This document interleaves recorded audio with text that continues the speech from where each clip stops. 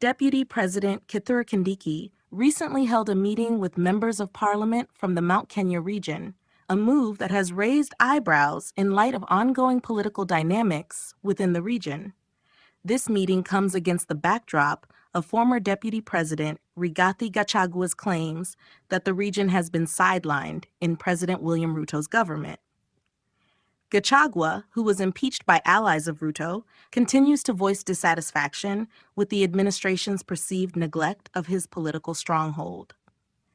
Kindiki shared details of the meeting on his social media platforms, stating, "Met a section of MPs to track progress of national government development projects in their areas of representation." While the deputy president framed the gathering as a development-focused initiative, the timing of the meeting has fueled speculation about its broader political implications. Supporters of Gachagua, who hail from Mount Kenya East, have challenged Kindiki to extend his engagements to that part of the region, underscoring the rift between factions in Mount Kenya politics. This meeting with MPs is widely interpreted as a precursor to either President Ruto or Kindiki visiting the region, potentially to address grievances or consolidate support ahead of anticipated political maneuvers.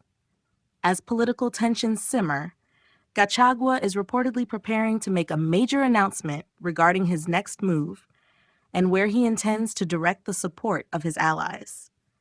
This declaration is expected to significantly influence the political alignment of Mount Kenya, a region that has traditionally played a pivotal role in shaping Kenya's national politics. The current scenario highlights the intricate balancing act required to maintain unity in a region with high political stakes.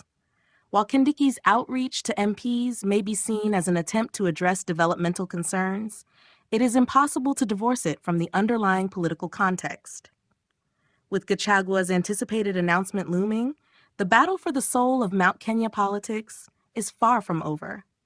How the President Kindiki and other leaders navigate this sensitive terrain will likely shape the region's political trajectory for years to come.